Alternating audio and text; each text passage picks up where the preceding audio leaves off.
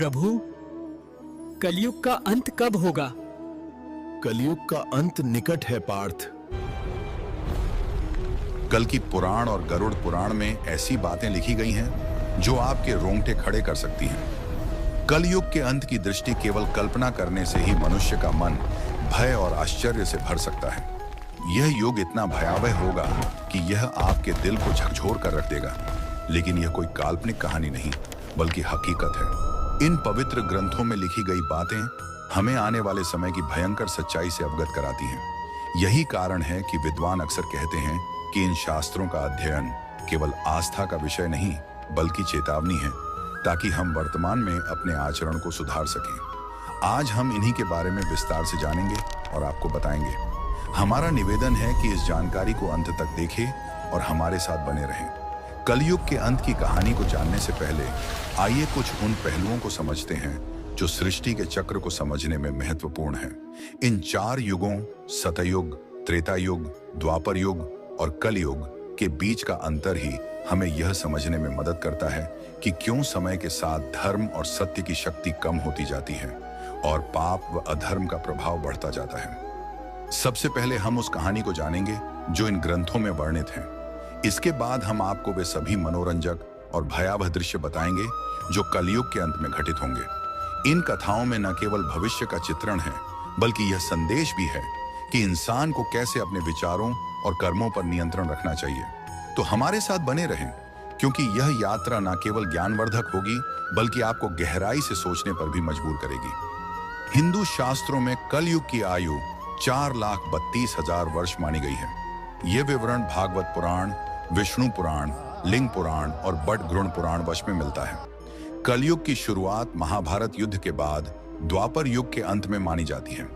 वर्तमान में लगभग 5,000 वर्ष बीत चुके हैं और अभी भी लगभग 4,27,000 वर्ष शेष हैं। इन ग्रंथों में कलयुग के लक्षण, मानव व्यवहार और इसके अंत के संकेतों का वर्णन किया गया है, जो हमें इस युग की चुनौतियों के प्रति सचेत करते हैं। चलिए बिना किसी देरी के सुनते हैं कलयुग के अंत की पवित्र कथा।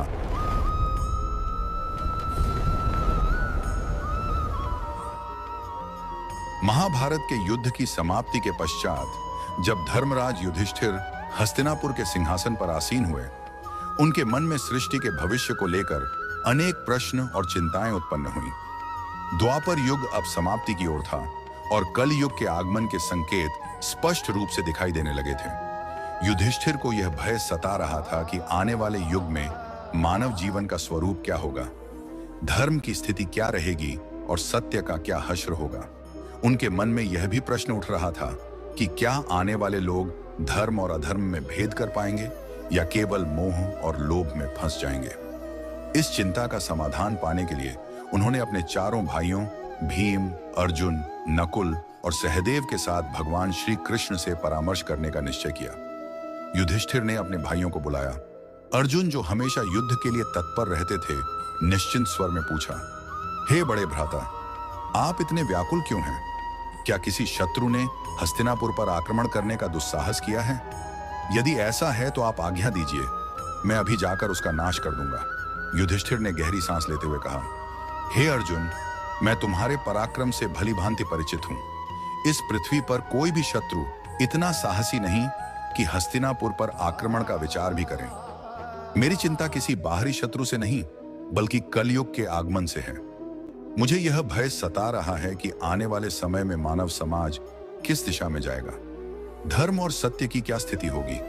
भीम, जो अपने बड़े भाई की हर चिंता में सहभागी होते थे, बोले, हे भैया, आपकी चिंता हमारे मन में भी भय और अनिश्चितता उत्पन्न कर रही है। कृपया हमें बताइए कि कौन सा संकट हमारे सामने है। युधिष्ठिर ने गंभीर स्वर में उत्तर दिया, हे भीम, तुम ठीक कहते हो, एक भयंकर संकट आने वाला है। मैं कलयुग के प्रभावों के बारे में सोचकर चिंतित हूं। इसलिए मैंने निश्चय किया है कि हमें द्वारिकाधीश श्री कृष्ण के पास जाना चाहिए। केवल वही हमें इस चिंता से मुक्ति दिला सकते हैं। सभी पांडवों ने युधिष्ठिर की बात से सहमति जताई। अर्जुन ने कहा, आप सत्य कह रहे हैं भैया, श्री कृष्ण ही इस समय सबसे ज्ञानी और भविष्य दृष्टा हैं। हमें उनके पास जाना चाहिए। भीम ने भी उत्साहपूर्वक कहा, हे धर्मराज, मैं आपके साथ हूं। नकुल और सहदेव ने भी तुरंत हामी भरते हुए कहा कि यह निर्णय ही सबसे उचित है। इस प्रकार सभी पांडव द्वारिका की ओर प्रस्थान करने लगे। द्वारिका की पवित्र नगरी में पहुंचकर पांडवों का भगवान श्री कृष्ण ने हार्दिक स्वागत किया। युधिष्ठिर ने उनके चरणों में प्रणाम करते हुए कहा, हे केशव, आपको बारंबार नमस्कार। आप तो अंतर्ज्ञानी हैं। द्वापर युग अब समाप्त होने वाला है और कलयुग के संकेत स्पष्ट दिखाई देने लगे हैं। मैं यह जानना चाहता हूं कि कलयुग में मानव का स्वभाव और आचरण कैसा होगा, वह किन कर्मों में लिप्त होगा और मोक्ष प्राप्ति के लिए उसे क्या करना होगा। श्री कृष्ण ने मुस्कुराते हुए कहा, हे धर्मराज, आपकी जिज्ञासा अत्यंत उचित है। कलयुग के प्रभावों को समझना न केवल आपके लिए बल्कि समस्त मानव जाति के लिए महत्वपूर्ण है, किंतु इसका उत्तर मैं सीधे शब्दों में नहीं दे सकता, क्योंकि इसे अनुभव के माध्यम से समझना अधिक आवश्यक है। युधिष्ठिर ने उत्सुकता से पूछा, हे माधव, आप जिस प्रकार की परीक्षा की बात कर रहे हैं उसके लिए हमें क्या करना होगा। श्री कृष्ण ने कहा, हे महाराज, आपको और आपके चारों भाइयों को अलग अलग दिशाओं में स्थित घने और रहस्यमय वनों में जाना होगा। उन वनों में अनेक विचित्र और अद्भुत दृश्य आपको दिखाई देंगे। वे दृश्य प्रतीक होंगे उन स्थितियों के जो कलयुग में प्रकट होंगी। जब आप उन अनुभवों को लेकर मेरे पास लौटेंगे और उन्हें साझा करेंगे, तब मैं आपको कलयुग के वास्तविक प्रभाव और उसके रहस्य विस्तार से समझाऊंगा। युधिष्ठिर ने गंभीरता से उत्तर दिया, जैसी आपकी आज्ञा केशव। आप जिस स्थान की ओर संकेत करेंगे हम वहां जाने को तैयार हैं। श्री कृष्ण ने कहा, आप और आपके भाई अलग अलग दिशाओं में जाइए। वहां भयंकर और रहस्यमय वन है। उनमें यदि कोई असामान्य घटना या विचित्र दृश्य दिखाई दे तो उसे ध्यानपूर्वक देखना और लौटकर मुझे बताना। तभी आप कलयुग के रहस्य को भली भांति समझ पाएंगे। श्री कृष्ण की आज्ञा का पालन करते हुए पांडव अपने रथों को वहीं छोड़कर पैदल ही वन की ओर चल पड़े। वातावरण बाहर से शांत प्रतीत हो रहा था, किंतु भीतर एक रहस्यमय कंपन था, जैसे हर पेड़ और हर हवा कुछ कहना चाह रही हो। पांडव अलग अलग दिशाओं में निकल गए ताकि अधिक से अधिक अनुभव प्राप्त कर सकें। युधिष्ठिर का अनुभव, युधिष्ठिर को एक घने और अंधकारमय वन में एक विचित्र दृश्य दिखाई दिया। उन्होंने एक विशालकाय हाथी देखा जिसके 2 सूंड थे। वह हाथी अपनी दोनों सूंडों से बड़े बड़े वृक्षों को उखाड़ रहा था, मानो उसकी शक्ति असीमित हो। युधिष्ठिर यह देखकर आश्चर्यचकित हो गए और सोचने लगे कि यह असामान्य दृश्य क्या संकेत दे रहा है। अर्जुन का अनुभव, अर्जुन एक शांत और सुंदर वन में पहुंचे, जहां हर ओर हरियाली और पक्षियों की मधुर चहचहाहट वातावरण को सुखद बना रही थी। इस शांति के बीच उन्होंने अचानक एक विचित्र दृश्य देखा। उनके सामने एक विशाल पक्षी था जिसके पंखों पर वेदों की रचनाएं लिखी हुई थीं। यह पक्षी दिखने में पवित्र और ज्ञान का प्रतीक लग रहा था, किंतु उसी समय उसने मृत जीवों का मांस खाना शुरू कर दिया। अर्जुन यह देखकर गहरे विचार में पड़ गए और सोचा, यह कैसा विरोधाभास है। एक ओर पवित्र वेदों का ज्ञान और दूसरी ओर हिंसा व मांसाहार। भीम का अनुभव, भीम एक हरे भरे चारागाह में पहुंचे जहां गायों का बड़ा झुंड विचरण कर रहा था।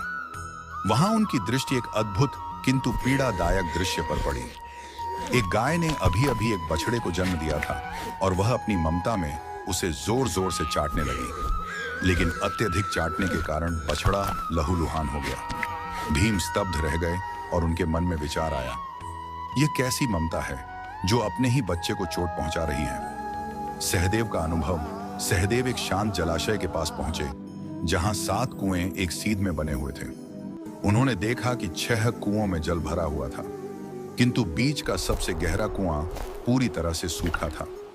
यह अजीब दृश्य देखकर सहदेव सोच में पड़ गए, आखिर यह संकेत किस ओर इशारा कर रहा है। क्यों सबसे गहरा कुआं, जो सबसे अधिक जल संग्रह करने योग्य होना चाहिए था, पूरी तरह खाली है। नकुल का अनुभव, नकुल एक पर्वतीय क्षेत्र की ओर बढ़े। ऊंचे ऊंचे पर्वतों पर घने और हरे भरे वृक्षों का सुंदर दृश्य देखकर उनका मन प्रसन्न हुआ, लेकिन अचानक उन्होंने देखा कि एक विशाल शिला पहाड़ से लुढ़क रही है। वह अपने रास्ते में आने वाले बड़े बड़े वृक्षों को बेरहमी से उखाड़ रही थी, किंतु जैसे ही वह शिला एक छोटे से नन्हे पौधे के पास पहुंची, अचानक वहीं रुक गई। नकुल यह देखकर विस्मित रह गए और सोचने लगे कि यह छोटा सा पौधा इतनी विशाल शिला को कैसे रोक पाया। शाम होते ही पांडव अपने अपने अनुभव लेकर वन से लौटे और श्री कृष्ण के पास पहुंचे। उन्होंने एक एक करके अपने देखे हुए दृश्यों को साझा किया। युधिष्ठिर ने कहा, हे प्रभु, मैंने 1-2 सूंडों वाला हाथी देखा। श्री कृष्ण मुस्कुराए और बोले, हे धर्मराज, यह दृश्य दर्शाता है कि कलयुग में शासक दोहरी चाल चलेंगे। वे ऊपर से धर्म और न्याय का दिखावा करेंगे, लेकिन भीतर से प्रजा का शोषण करेंगे। दोनों ओर से वे केवल अपने स्वार्थ साधेंगे। अर्जुन का अनुभव। अर्जुन ने कहा, प्रभु, मैंने एक पक्षी देखा जिसके पंखों पर वेदों की अर्चाएं लिखी थीं, किंतु वह मांस खा रहा था। श्री कृष्ण ने उत्तर दिया, हे अर्जुन, कलयुग में विद्वान और पंडित कहलाने वाले लोग ज्ञान तो रखेंगे, किंतु उनके हृदय पवित्र नहीं होंगे। वे वेदों और धर्म का प्रयोग केवल धन और प्रतिष्ठा पाने के लिए करेंगे। उनका आचरण ज्ञान के विपरीत होगा। भीम का अनुभव। भीम ने कहा, प्रभु, मैंने देखा कि एक गाय ने अपने बछड़े को इतना चाटा कि वह घायल हो गया। श्री कृष्ण ने कहा, हे भीम, कल युग में माता पिता का अति स्नेह बच्चों के लिए बंधन बन जाएगा। वे प्रेम तो देंगे, लेकिन वह प्रेम बच्चों को आत्मनिर्भर बनने से रोक देगा। ममता का अतिरेक भी पीड़ा का कारण होगा। सहदेव का अनुभव। सहदेव ने कहा, प्रभु, मैंने 7 कुओं में से देखा कि बीच का सबसे गहरा कुआं पूरी तरह सूखा था, जबकि बाकी 6 कुओं में पानी भरा हुआ था। श्री कृष्ण ने कहा, हे सहदेव, कलयुग में लोग बाहरी रूप से तो समृद्ध और धनवान दिखाई देंगे, किंतु उनके भीतर करुणा और सहयोग की भावना नहीं होगी। पड़ोस में कोई भूखा प्यासा मर भी रहा होगा, तब भी लोग आंख मूंद कर अपने स्वार्थ में डूबे रहेंगे। यह स्वार्थपरता ही कलयुग की सबसे बड़ी पहचान होगी। नकुल का अनुभव। नकुल ने कहा, प्रभु, मैंने एक विशाल शिला को पहाड़ से लुढ़कते देखा, जो अपने मार्ग में आने वाले बड़े बड़े वृक्षों को उखाड़ रही थी, किंतु एक छोटा सा पौधा उसके सामने आकर उसे रोक देता है। श्री कृष्ण ने उत्तर दिया, हे नकुल, यह दृश्य दर्शाता है कि कल युग में धन, शक्ति और सत्ता किसी को भी विनाश से नहीं बचा पाएंगे, लेकिन यदि कोई व्यक्ति सच्चे मन से भगवान का नाम ले और भक्ति में स्थिर रहे, तो वह नन्हे पौधे की तरह हर संकट को रोक सकता है। यही भक्ति इस युग में मनुष्य का सबसे बड़ा सहारा होगी। यह प्रसंग यही समाप्त होता है, लेकिन गरुड़ पुराण में एक प्रसंग आता है, जब गरुड़ जी ने भगवान विष्णु से प्रश्न किया, हे प्रभु, 4 युगों सतयुग, त्रेता युग, द्वापर युग और कलयुग में कलयुग को सबसे भयावह क्यों माना जाता है? इसके अंत के क्या संकेत होंगे और यह युग किस प्रकार समाप्त होगा? भगवान विष्णु ने उत्तर दिया, हे गरुड़, कलयुग में अधर्म, स्वार्थ और पाप का बोलबाला होगा। इसके अंत समय में कुछ विशेष संकेत प्रकट होंगे जो सृष्टि के विनाश की ओर संकेत करेंगे। आइए उन 5 प्रमुख संकेतों को समझते हैं। पहला संकेत, मानव आयु का ह्रास। कलयुग के अंतिम दौर में मनुष्य की आयु अत्यंत कम हो जाएगी। औसतन जीवन केवल 20 वर्षों तक सीमित रह जाएगा। लोग 12 वर्ष की आयु में ही वृद्धावस्था के लक्षण दिखाने लगेंगे।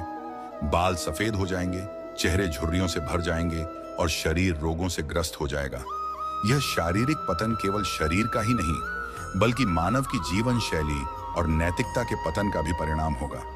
लोग अस्वास्थ्यकर भोजन, अनियमित दिनचर्या और तनावपूर्ण जीवन के कारण शारीरिक और मानसिक रूप से कमजोर हो जाएंगे। स्त्रियां मात्र 8 से 9 वर्ष की आयु में ही संतान को जन्म देने लगेंगी, किंतु उनकी दुर्बलता इतनी होगी कि वे बच्चों का पालन पोषण ठीक से नहीं कर पाएंगी। बच्चे कुपोषण और कमजोरी से ग्रस्त होंगे, जिससे आने वाली पीढ़ियां लगातार अशक्त और रोगी बनती जाएंगी। इससे पारिवारिक और सामाजिक ढांचा पूरी तरह चरमरा जाएगा। लोग अपनी भौतिक इच्छाओं की पूर्ति में इतने उलझ जाएंगे कि रिश्तों और परिवार के प्रति उदासीन हो जाएंगे। इस संकेत से स्पष्ट है कि कलयुग के अंतिम समय में मानव की शारीरिक और मानसिक शक्ति का पूर्ण ह्रास होगा। समाज में अव्यवस्था, अशांति और अराजकता बढ़ेगी। आपसी प्रेम और विश्वास टूट जाएगा और केवल स्वार्थ ही जीवन का आधार बनेगा। यह स्थिति हमें चेतावनी देती है कि यदि संतुलित जीवन शैली और नैतिकता का पालन न किया गया, तो आने वाली पीढ़ियां अंधकार में डूब जाएंगी। दूसरा संकेत, पतिव्रता स्त्रियों का लोभ।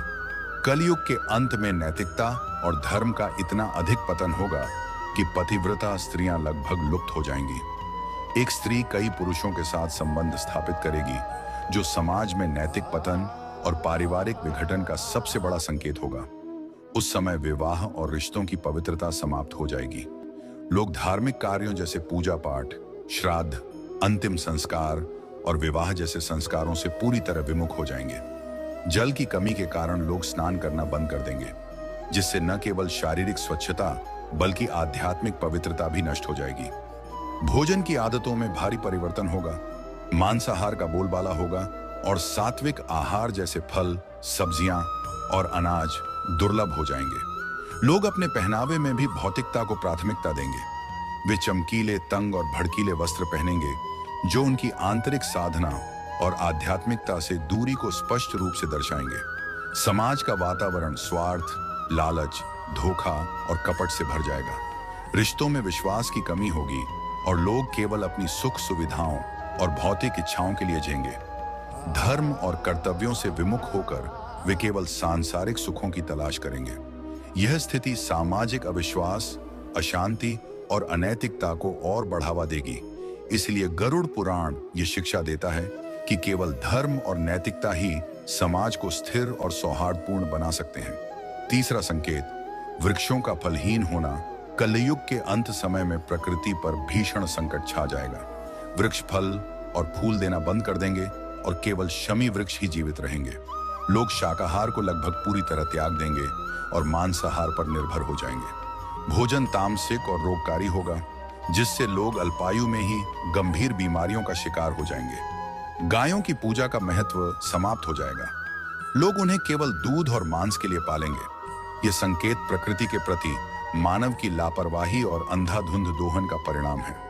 वनों की अंधाधुंध कटाई, प्रदूषण और प्राकृतिक संसाधनों के दुरुपयोग से पर्यावरण का संतुलन पूरी तरह बिगड़ जाएगा। वृक्षों का फलहीन होना और जलवायु असंतुलन समाज में भोजन की भारी कमी पैदा करेगा। लोग भूख और कुपोषण से ग्रस्त होंगे और आने वाली पीढ़ियां लगातार दुर्बल होती चली जाएंगी। यह स्थिति हमें चेतावनी देती है कि प्रकृति का संरक्षण और उसके प्रति सम्मान ही मानव अस्तित्व को बचा सकता है। चौथा संकेत, अल्पवृष्टि। कलयुग के अंतिम चरण में वर्षा अत्यंत कम हो जाएगी। खेतों में अन्न का उत्पादन लगभग बंद हो जाएगा। जो थोड़ा बहुत अन्न उगेगा वह बेमजा, रसहीन और पोषक तत्वों से रहित होगा। फलों में मिठास और रस का अभाव हो जाएगा। लोग भोजन और पानी के लिए तड़पेंगे। उस समय केवल बकरियों का दूध ही एकमात्र सहारा होगा, जो प्राकृतिक संसाधनों की भयावह कमी को स्पष्ट रूप से दर्शाएगा। यह स्थिति सामाजिक और आर्थिक संकट को और गहरा कर देगी। लोग जीवन की मूलभूत आवश्यकताओं जैसे भोजन और जल के लिए संघर्ष करेंगे। खेती और कृषि कार्य पूरी तरह ठप हो जाएंगे। इससे समाज में भुखमरी, अशांति और हिंसा बढ़ेगी। यह संकेत बताता है कि पर्यावरणीय विनाश और मानव की लापरवाही ही आने वाले संकटों की जड़ है। गरुड़ पुराण इस प्रसंग के माध्यम से हमें याद दिलाता है कि प्रकृति का संरक्षण, संतुलित जीवन और धर्म पालन ही मानवता को बचा सकते हैं। इसके बाद भगवान विष्णु और गरुड़ जी का यह प्रसंग समाप्त होता है। आइए अब जानते हैं कि किस तरह से कलयुग का अंत होगा। कलयुग के अंत का सबसे भयावह संकेत होगा 7 सूर्यों का उदय। भगवान विष्णु स्वयं सूर्य की अग्निमय किरणों में विराजमान होकर समस्त पृथ्वी का जल सोख लेंगे। 7 सूर्यों की तीव्र तपिश से नदियां, समुद्र, तालाब, झीलें सब सूख जाएंगे। पृथ्वी का हर जीव, हर वृक्ष और हर पर्वत उस असहनीय गर्मी से जलकर राख हो जाएगा। धरती की सतह पर केवल धधकती हुई राख और राख से उठता धुआं रह जाएगा। यह दृश्य संपूर्ण सृष्टि के अंत का उद्घोष होगा। इसके बाद भगवान विष्णु रुद्र रूप धारण करेंगे और ऐसे प्रचंड मेघ उत्पन्न करेंगे जो 100 वर्षों तक लगातार बरसेंगे। यह वर्षा साधारण वर्षा नहीं होगी। उसकी बूंदें वज्र के समान कठोर और प्रलयकारी होंगी। निरंतर बरसते जल से पृथ्वी जलमग्न हो जाएगी, पर्वत समुद्र में डूब जाएंगे और शेष जीवन लहरों में विलीन हो जाएगा। संपूर्ण संसार का अंत हो जाएगा और यह प्रलय सृष्टि के चक्र का स्वाभाविक चरण सिद्ध होगा। एक अंत जो नई शुरुआत का मार्ग खोलता है। जब अधर्म, पाप और स्वार्थ अपनी चरम सीमा पर पहुंच जाएंगे, तब यह संहार अनिवार्य होगा। किंतु यह विनाश केवल नाश का प्रतीक नहीं, बल्कि शुद्धिकरण की प्रक्रिया है। भगवान विष्णु ने गरुड़ जी से कहा, यह अंत एक नई सुबह की भूमिका है। जब वर्तमान सृष्टि नष्ट हो जाएगी, तब परमात्मा अपनी इच्छा से एक नई, शुद्ध और पवित्र सृष्टि का निर्माण करेंगे। उस नई सृष्टि में धर्म, सत्य और आध्यात्मिकता का पुनरुत्थान होगा। केवल वे प्राणी वहां स्थान पाएंगे जिन्होंने धर्म और सत्य का पालन किया होगा। यह संदेश हमें यह शिक्षा देता है कि चाहे परिस्थिति कितनी ही विकट क्यों ना हो, धर्म और सच्चाई का मार्ग कभी नहीं छोड़ना चाहिए, क्योंकि यही मार्ग हमें प्रलय के अंधकार के बाद आने वाली नई सृष्टि में स्थान दिलाता है और हमारे जीवन को सार्थक बनाता है। तो मित्रों, यह थी कलयुग के अंत की दिव्य भविष्यवाणी, जो हमें धर्म और सत्य के मार्ग पर चलने की प्रेरणा देती है। अगर आपको यह ज्ञानवर्धक कथा अच्छी लगी हो तो अभी लाइक कीजिए, अपने परिचितों के साथ शेयर कीजिए और ऐसे ही और रहस्यमयी व धार्मिक वीडियो के लिए हमारे चैनल को सब्सक्राइब करना ना भूलें। और हाँ, अगर आप भी भगवान पर अपना विश्वास रखते हैं तो अभी कमेंट बॉक्स में पूरे मन से लिखिए, जय श्री।